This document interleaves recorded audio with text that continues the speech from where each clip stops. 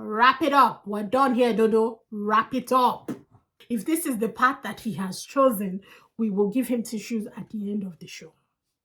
I guess you like who you like, but still, how do you waste a West Coast of a man? How? God. Guys, they were one of the best dates that we saw. Hi people, welcome back. If it's your first time, my name is Talia, and this is DISBYDEM. We're doing episode 5, season 8, Heart Signal, China. Do all the right things, and let's just dive on into this. First of all, we might be here for a minute. There was a lot to unpack in these bunch of episodes. So grab your drink, guys, grab your popcorn, grab your steak, whatever it is, just grab it and park it. Well, let's dive into it because these episodes were all the dates. And I forget how we got here, but we are at the dates. I really do. I've forgotten how we got to the dates. Right. They give them those envelopes. Oh my God, guys, I'm watching a lot. If you don't know, check Patreon. There's so much happening on there. There's a lot going on there that will probably not make it onto YouTube for a hot minute. I'm thinking that YouTube might be for reviews and just, us chatting, because yeah, I can't do too much, but I love watching my shows and I've missed watching my shows, so Patreon will have a lot of content. So the first date was Action Hero and Sunnyside, and it was like a dog. They went to a pet shop. Basically, they took the dogs of the house to a pet shop. Sunnyside looked stunning. That dress was so beautiful. The dress when she changed, that whole white and champagne thing. Oh God, that looks so beautiful. Anyways, the dogs, I feel like the dogs enjoyed the dates more than the human beings. I don't know what to tell you. There's something about Sunnyside. She's just so reserved, and we all know it's because she is still hung up on Yuan. And it's boggling my mind. I'll get to Yuhan in a bit, but it's just boggling my mind how Yuhan can still be so passive, knowing fully well that Sunnyside is the girl that he likes, and she has already basically come out to him saying, "I like you." What you saying, bruv? So huge shout out to Radwan, who not only had to tell me once but twice about the rules in Heart Signal. So there's a specific rule that says you are not allowed direct confession. So you are not allowed to say "I like you" to another contestant. And that is why throughout this whole review I've been saying shut it down, or be direct, like come out and say it. I still stand by that. There's a way to tell somebody you're not interested without directly saying you're not interested, especially knowing fully well, body language, attitude, mannerisms. These are all being taken into effect, and all these things are being analyzed to a T on this show, just because there are no direct confessions allowed. So I will still be saying in this review, because this was after the review that it really clicked in for me that they could not say "I like you" or "I don't like you." I will still be saying in this review that they need to shut it down or be direct. However, just take it as me saying they need to either be implicit with, saying something like, I might be focused somewhere else, it's like being vague but being direct at the same time. I don't know how to explain it, guys. We all know, we've been dating. We know how dating goes. You can be direct without saying "I don't like you," or without saying "I like you," is all I'm trying to say. So shout out to Radwan. Thank you so much for this. All these tips help because this is a subbed show.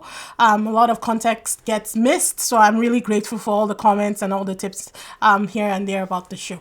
They do end up talking more at the cafe, and she said something that really stuck out to him. She said, "We are too similar," and I don't know. You can either see that as a good thing or a bad thing, but for me, just because there's context to what we know about her and who she actually likes, I felt like she was using that as a way to draw the line. I mean, things do go from bad to worse, because on that car drive, it looks like the car drive is the war zone of this season, because if you know me, I'm watching season, or at least I finished season 2. I finished it on Patreon. I think we're still on episode 5 here. I don't think I'm editing anymore, guys, just to let you know. Finished it on Patreon. That episode 10 had me weeping like a child, so go check it out. If you know season 2, sorry, I think I said season 2. If you know season 2, the war zone was the dining table. I think this one was the car ride, because the car ride imploded a few relationships, or at least friendships, in these episodes. It was ridiculous. So I think it was the question on that car ride back, that car drive. First of all, I think both of them were already exhausted. I think filming takes a lot out of them already. Because even when he said in the pet shop that he made the coffee for them, I was like, okay, if you made fresh coffee for her, why does she have to tip the entire cup in order to taste the coffee? It means that either you guys have already done this shot before, or something's up. There was just something amiss, and it's like, oh, we're clocking the production now. We're clocking the production in the no production China shows. I'm just saying. Anywho, in the car ride, he asked about love, and he asked if it was unconditional or if she thought that love was unconditional. And I think that was the downfall of it, because she said no, because even if you're not technically expecting anything from it, there's still an emotional value you get from giving love.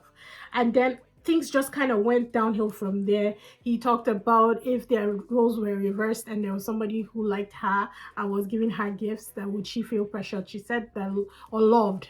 She said that love is so grand, but that if she didn't like the person, then yes, she would feel a bit pressured by it. And I don't know if both of them were speaking to different scenarios. If she was speaking, to her scenario with with Yuan, while he was speaking to his scenario with her. It just kind of soured the entire day for them. So that kind of ended on a sour note completely. I was like, wrap it up. Wrap it up, Next was Yuan and Ean, and it was like a wind chime making date. So he got her flowers, kind of like, payback for the flowers that she got him when they went, what the hell is that dance? I don't remember, but when they went for their dance date, in the last time, he was so uncomfortable. So freaking uncomfortable. Every time they would sit down, he would move away, she would move closer. He would move away, she would move closer. I was like, is it that Yifan is choosing to just ignore the signals, or does she think that he's just so shy? Because he's kind of slow with it, right? He's very slow moving, slow every. He's like if he had a spirit animal, he would be a sloth. Because that is Yuan, and it is frustrating me so bad. I swear down. So is it that she's just choosing to think that, because he's such a calm, slow person, she needs to be a lot more intentional and kind of bring him out of his shell? Is that what she's thinking? Because I don't understand Yifan's mindset. And I love the bravery. I just think it's misplaced is what I'm saying. A lot of these women have had to be brave because some of these men are not standing on business. And I don't get it. So he was so robotic with the tax. He was just getting it done. And I was like, Yuan is the kind of person that will marry somebody like Yifan and then get divorced 10 or 5 years later just because he cannot reject them.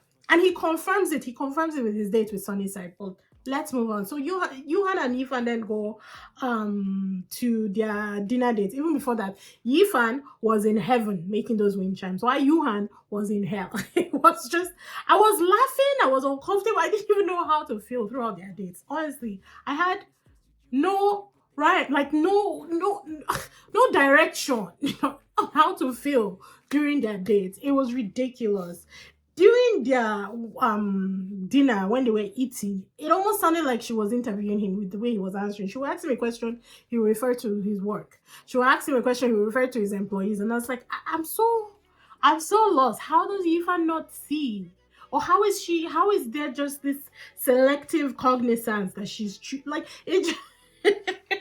It was warping my mind is what it is. The only time that he actually saw her and actually engaged with her, honestly from the heart, was when she spoke about her mom and when she got emotional about that. That was the only time he actually zeroed in on her and saw her as a person on this date that he was on. Other than that, he don't like this girl. And I'm saying it's okay for him not to like. I'm not even trying to force him to like her. I'm just trying to get him to just be direct and say, no go, no touchy. If you watch Mr. Queen, you know what I mean, right? I don't know. He did talk about how he shuts down his emotions because I think growing up, he said his dad would always say boys don't cry, and so he's had to just shut down his emotions and wrap it up in there. And even the host clocked it that he was only when she got emotional about his mother that he opened up about his own past life, and that was where they could connect. Worst case scenario, I see them being friends. Best case scenario, I see them being friends. It just depends on whose side you are on. Lord have mercy. Number 3 was Lee Chun and Black Cat. I came into this date hot, guys. Me. I came into this days hot, and I was hot for Lee Chen because I was like, I want to see how you move. I want to see how you move. Guys, they were one of the best dates that we saw. I was focused on Black Cat because since I accepted the fact that nobody's tied to anybody else, and the way she's moving, even though like I said, it's been a little symbiotic, it still has been respectful. All she has done is try and be proactive for the person that she likes. I cannot fault her. I keep saying it in every video because I need to remind myself that I cannot fault her for doing what is best for her on a show where she came to find love. So it's also a way to remind myself that, you know what, calm down. you didn't sign a blood pact with Dodo. Because I swear, I think it was I feel like somebody who usually comments on my videos, I think Holmes Gonzalez, was even answering me on one of the shots where I was posting. Because I really went mad with it. I went insane. It was crazy. I stand by what I said, but I didn't need to take it that far, guys. I don't know this man from Adam. I did not need to take it that far at all. At all. I don't think I insulted him or anything. I still stand by what I said. I still stand by, especially in episode 4. And that's why I was very particular about episode 4, because we know how things change. In episode 4, I felt like he was a coward. I felt like both women deserved better. I really did. In episode 4, he was not standing on business and I didn't like it. While we're on the subject, shout out to everybody who left a comment. You guys are the real ones and I so appreciate it. Thank you so much. Anywho, Lee Chen and Black Cat, they had this like bike dates and pressed flowers. They also did some gardening in like the extra episodes we see on the end. I always watch everything so I get full context, guys. I believe Lee Chen chose this date. So he chose a date where he would have physical contact. I wanted to see his dates with both girls and how he moved. And from this interaction alone, we hadn't even seen his date with Dodo. Guys, the chemistry is chemistry. You can just tell that this is where his heart is. This is where he calls home now. I feel like, because he was the one who initiated kind of like the romance with Dodo from the beginning. Because when she came down, remember that first episode, he said, wow. And he kind of locked in on her and they kept going back and forth. And I don't know, I feel like maybe he was trying something new. Maybe he was trying to come out of his shell. So he presented like this guy who was, always energetic, funny, engaged. Then he entered the house and 3 women were always on him and his battery was just draining until the point where he went back into his shell and went back to the person that he was. That is the only way that I can rationalize this in my mind, because how did he go from how he was in episode 1 to how he is now? Not that he's a bad person or anything. I feel like Black Cat is kind of like more his speed now, and he appreciates that. I think he wanted to try something different, and that's why he was so engaged with Dodo in the beginning. But her energy was just maybe too much for him, and he just decided that he can handle that. I don't know. I really can't rationalize it. Or maybe he just doesn't like her anymore, and that's fine too. Maybe that's just what happened. Maybe he just felt like, there's no connection between them anymore and he can't do it. Because even his final heart, not his final, I mean the last one that he sent in this episode, we had signal text. It was very telling, the words that he used, and I was like, interesting. Anyways, back to his day with Black Cat. There was obviously physical contact because they were riding the bike. She was on the bike with him. She was so happy. I was very much focused on her throughout this date. She's so beautiful. Honestly, every time I see her, I'm like, this girl is stunning. She's beautiful. She was very happy. She was with the guy that she's falling for. There's something there. There's just something there. And we cannot pretend that there isn't anymore. I definitely thought that this was how he was with Dodo in the beginning. There was that chemistry for them, but now it has shifted and it is Black Cat for him. And I loved it for her. I'm still not sold on him because I just think that there's something not right. This is the best way I can say it. I think he does need to do a lot of work on himself. I feel like he definitely needs therapy and he needs to process some shit. And once that's done, I think he'll be closer to the best version of himself. Next was West Coast and Dodo, and this had to be, I think it was the most awkward dates of the bunch, and I don't understand how they went from being gym buddies, always working out together, laughing together, exercising together, playing together, to this awkward tension that was their date. It was so tense. And at first I didn't want to believe it. I was like, "Ah, what is happening?" It's almost like West Coast reset back to how he was in episode 1 and 2. Do you guys remember how he was, where he doesn't really approach anybody? He's very, to himself. He reverted to that, and I just felt so bad. I felt so bad for him. I cannot believe that Dodo. I guess you like who you like, but still, how do you waste a West Coast of a man? How? God, I felt so bad. The date was so awkward. It was pretty bad. I don't know. Even the host clocked it that the date was very tense, and it was probably because they understood that West Coast had basically told her, not really, but I guess basically told her that he liked her, and she basically shut him down. I guess she'd chosen Lichon, and so maybe they can't really come back from that awkwardness now. I don't know why, but the date was kind of horrid. It was the worst date out of the bunch in this whole thing.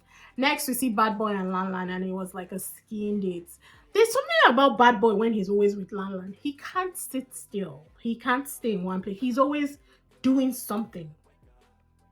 It makes him look thirsty. The hosts kept trying to make shit happen, and I'm like, are you dumb? Sometimes these hosts, I don't understand what it is, whether we're watching the same show, because they fully know that Lan Lan doesn't like this man.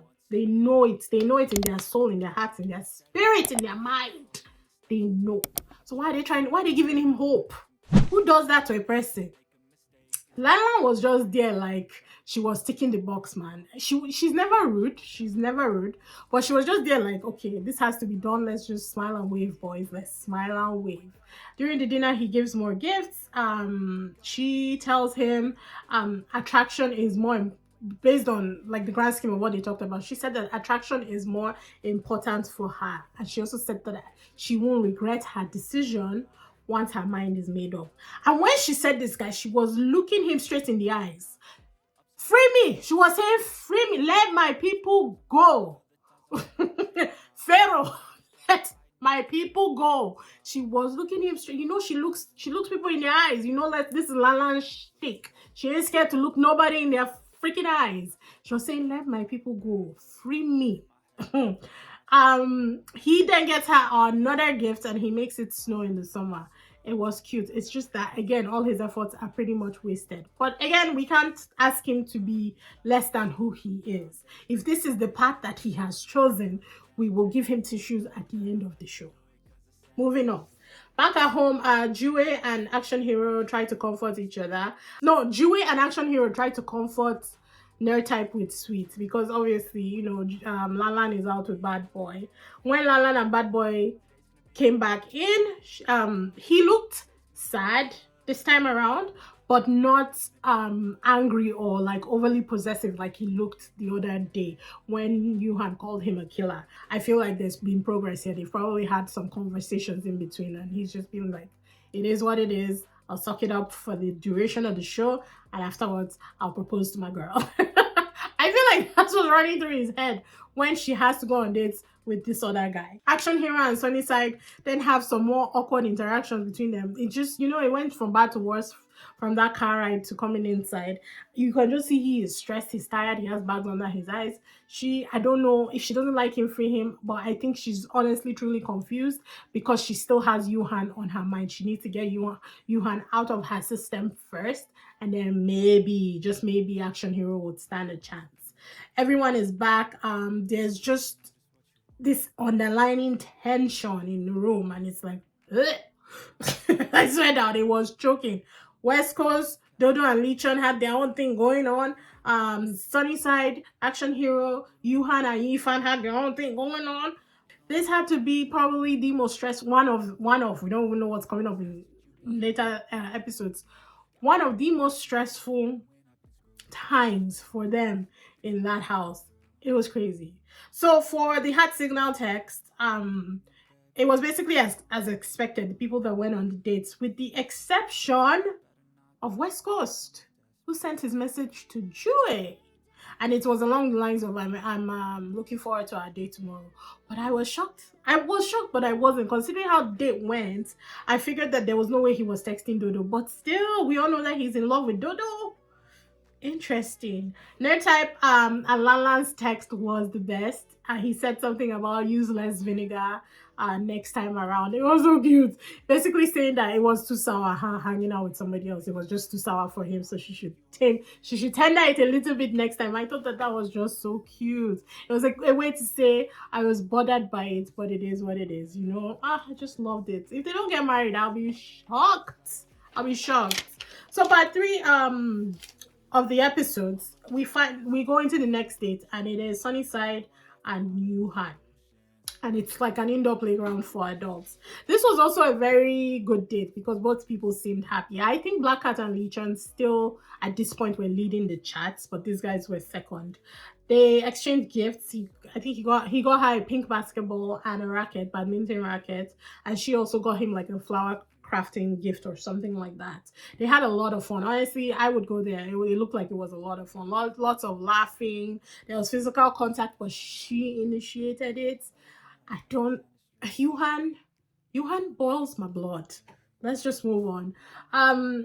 He said that, but in the end of it, when they were on their way, I don't know if they were on their way to eat or they were on their way home. I can't really remember. They were in the car, the war zone. It was good for them though. He said that he doesn't like being misunderstood. She says if you express yourself more, you won't be. And I don't understand if he doesn't really hear when they talk to him, or he just, again, selective, whatever. And it's like, she's telling you, express yourself more. The more you express yourself, the easier it is for people to understand you. Very simple concept. He then, he remembers some things that she likes. They were both acting really cute with each other in the car, which is kind of nice. There was lots of banter and flirting back and forth. And it just seemed like this was where she wanted to be. Over dinner, he opens up a little bit about his family business and how difficult, it was when he had to come back and take over the family business due to whatever was going on with his family. So he explained more about that and how it was hard for him to go from being a student straight into employment. There, like in school, you had your professors to ask about questions and stuff, but in the employment world, there was nobody, so it was hard to navigate that and stuff like that. She then said, "Are you not grateful for your hardship?" And he said no, that he would not celebrate hardship. And I was like, but your heart for me, and this is why I was with the host, the guy, the cute guy that's on the panel. The other good, I haven't seen Victor Ma in some days now. I'm starting to wonder. But the other cute guy, he said, yeah, that he is grateful for his hardship because what he had to go through in life helped him become the person that he is. He does not celebrate hardship, but he's grateful that he went through that in order to become. And I agree. I don't know. I don't know. I just feel like, wires, connections and then butterfly effect and all that kind of stuff. So yeah, I'm not celebrating the hardships that I've been through, but I do appreciate the experience that I gained from them. So I was with him on that. So I didn't understand what Johan was saying, but to each their own. However he wants to live his life, guys, I don't pay his motherfucking bills. Anyways, they then talk deeper and they're all talking in proverbs, but in essence, he is saying things like he's afraid to hurt people. So he's talking about Yifan, obviously, and he's scared to hurt her. She's saying, Sunnyside is saying, I want clarity. I'm a very fast mover. When I decide, I decide. So if we're doing this, let's do it. She's basically saying, I want you to be clear about your choice. Who you picking, bruv? is the simple question that I am asking. They both then agree to do their best, which is one of the most dangerous things that you can ever agree to. Settle it now and there. If it's me, and this is why I hate the fact that the women have had to be this proactive for these men on this show. If it's me, I'm like, no. Let's assume he makes an ass out of you and me. What are we doing? Are we giving this a fair shot? I'm not asking whether you choose to also date Ethan. I'm asking if we are giving this a fair shot. Because when you go to shows like this, you have to be okay with the fact that you're going to be dating multiple people. And the people you're dating are going to be dating multiple people too. Okay? So, are we giving this a fair shot? I don't care what the other side is saying. Are we doing this or not? This, we both agree to do our best, is the worst thing that you can decide for anything that you want to do. 6 dates, Jer and West Coast, and it was a Scotch date. She looked so cute. She was very, very simple, sports clothes, but she looked so beautiful. The women are stunning on this. The women are stunning. They did a very good job. Jer then puts, being ever so proactive as all the other strong women in this house, brave women. She puts little train ride bets on their game, and if she lost, she would give him a gift or something like that, I think. So she ended up losing, I think, and so she owed him a gift. She's yet another brave one who has moved on with herself. Unfortunately, yeah, we all know how this one ended. The dinner, he was the one who brought Dodo's name into the conversation. They were talking about how, I think they were talking about personalities in the house. They started off with Bad Boy, and they were like, oh, he's so kind, but that he's almost self-sacrificing, where he just wants to make the other person so happy that he doesn't even think of himself. West Coast then said, so is Dodo. She's also that kind of person where she's so focused on the other person, she doesn't take care of herself. It's telling to me that he brought Dodo into the conversation. Joey then says that, I think Joey asked, what about him? What kind of person is West Coast? West Coast replies that he's an extreme person. He wants the best or nothing at all. Joey then says, I hope you find your best match in the house, but you never know what will happen. There's no what will happen, because later on we see them in the car ride and she's bringing up the fact that she has told her mother about him, and her mother says she likes him. Oh my God, West Coast was like, save me, somebody save me. His mouth was smiling, but his eyes were saying, get me out of here. Oh God, Jue, poor Jue. Jue is 2 for 2 with the men that she has chosen on this show, and God, I feel so bad for her, but I hope again she can pick herself up and move on. I'm not exactly sure who she's moving on to, because it seems like the house is beginning to settle and people are beginning to settle into who they like and who they don't. So I feel bad, but at least we know she's courageous enough to go out there and find love for herself, because we know that it's not going to be West Coast. He don't like her like that. He just doesn't.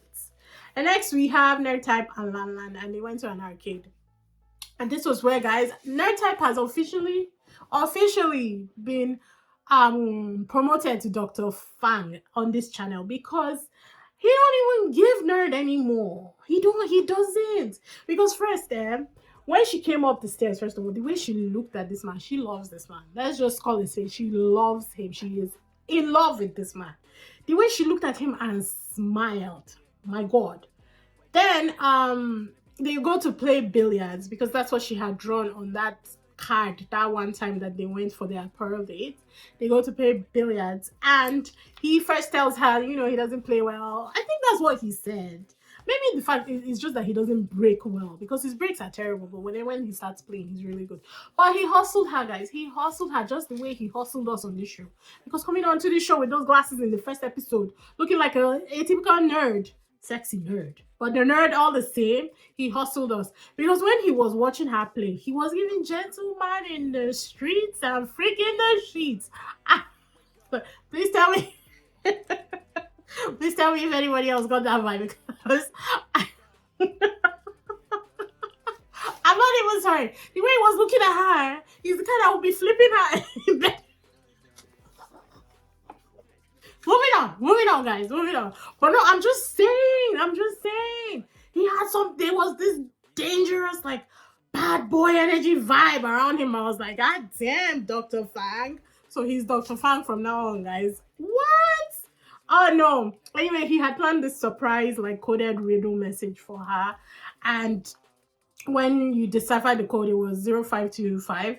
Immediately he said it. I figured that it was the first day they met. He now said that it was the first day they met. He now said that he asked if she was upset that he didn't get her a present the first time around, and she said no, because every time I see you, I'm happy, or something like that. It was so sweet.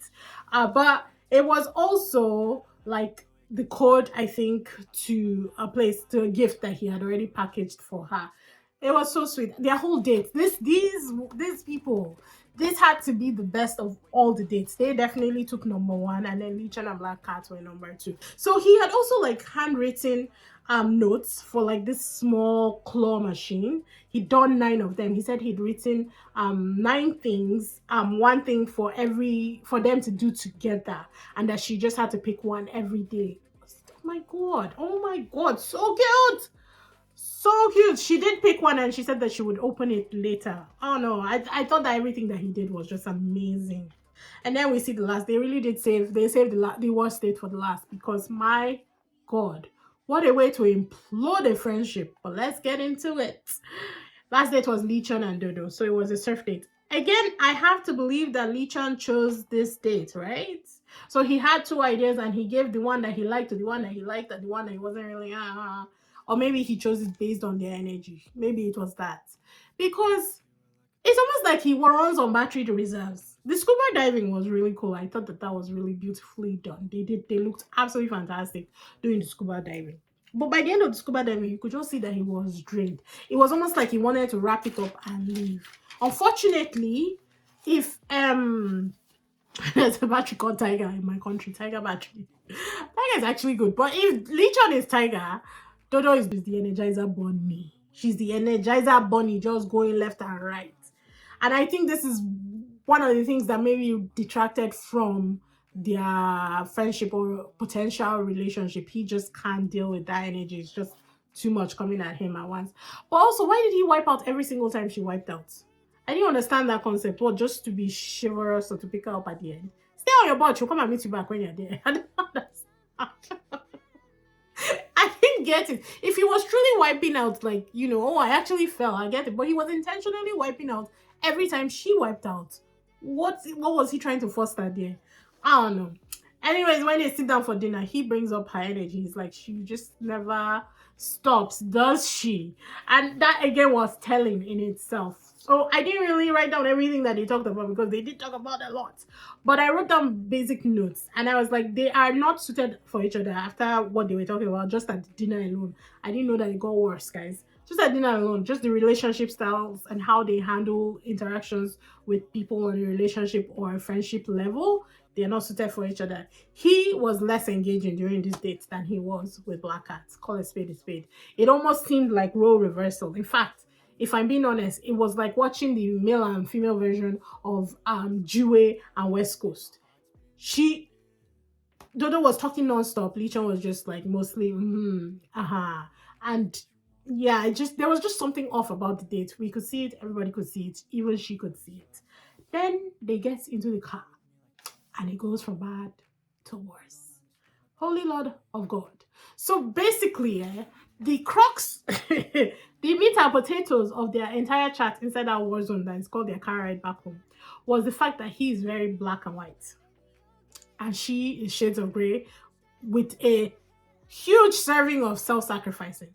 So I think most of what they were talking about is that in relationships, he's like, he won't force it. If people want to go, they can go. Like, he's not that person to change himself for a relationship.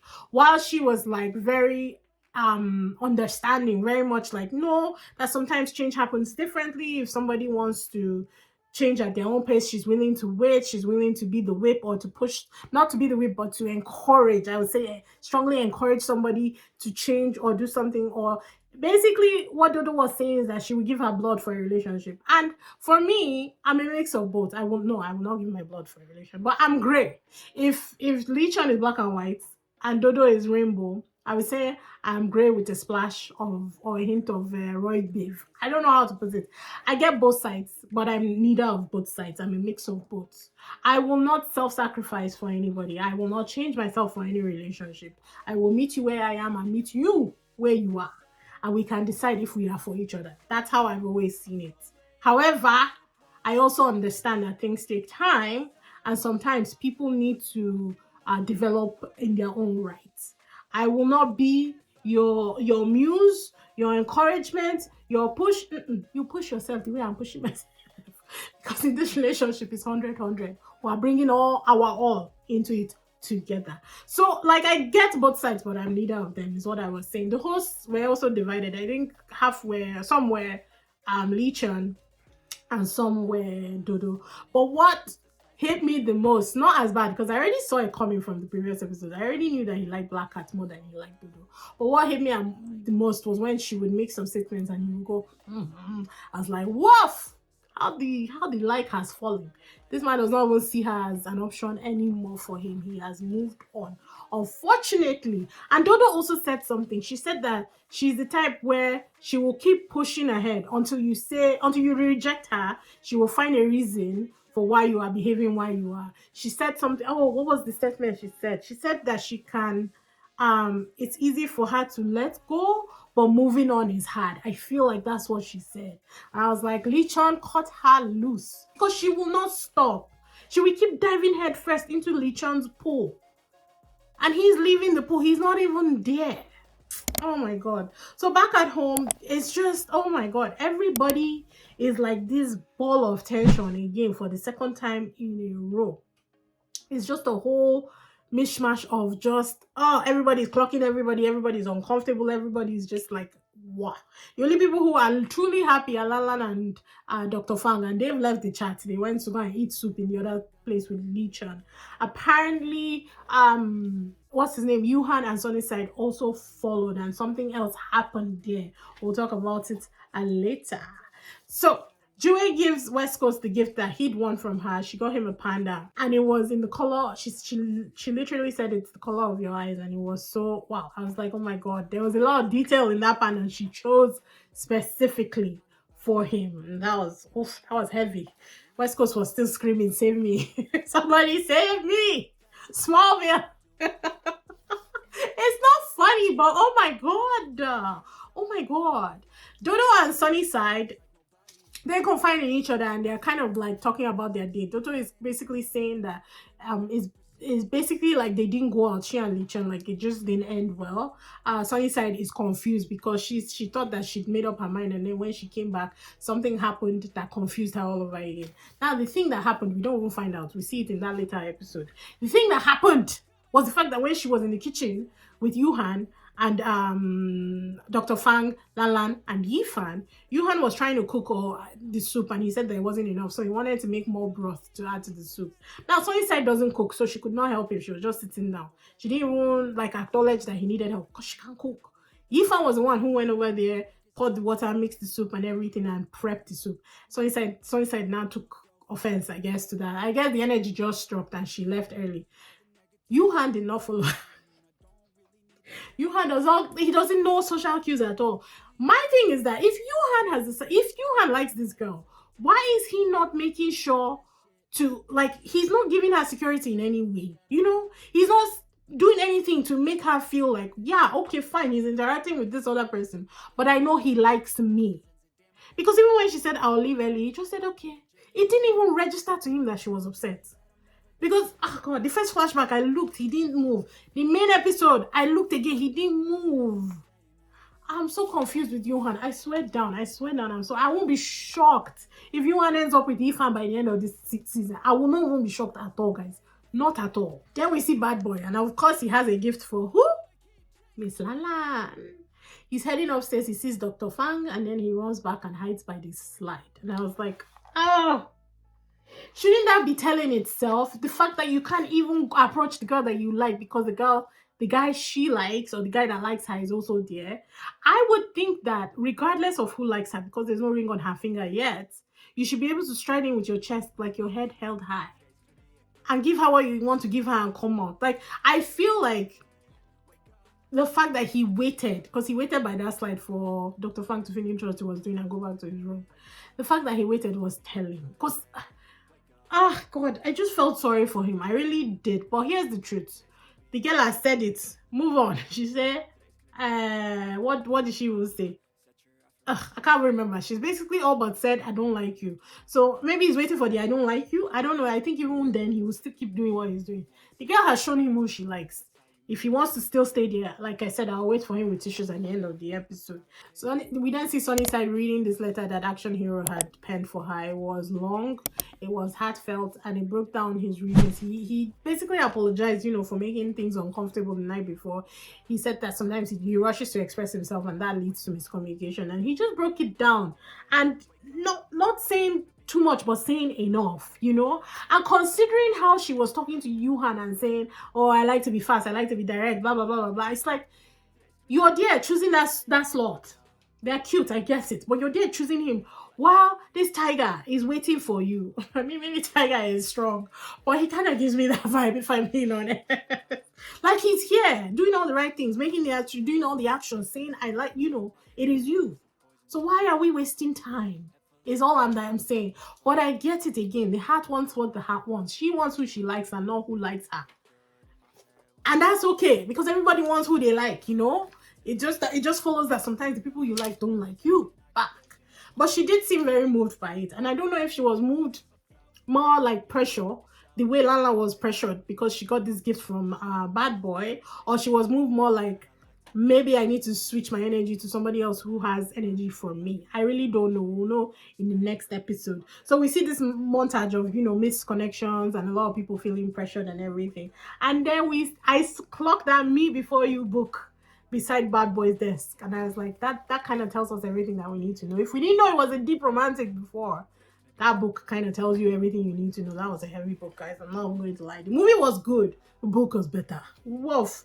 Then, in one of the later episodes, we see the text that they sent each other after the second round of dates. Sunnyside and Yifan both sent to Yuan. Yuan sent to Sunnyside. Dodo and Black Cat both sent to Lichon. Lichon sent to Dodo. But what he wrote was heavy. He said, maybe feeling a spark and being suitable for each other are two different things. Bobo said, here's the nail, here's the hammer, here's the coffin. Shut it down.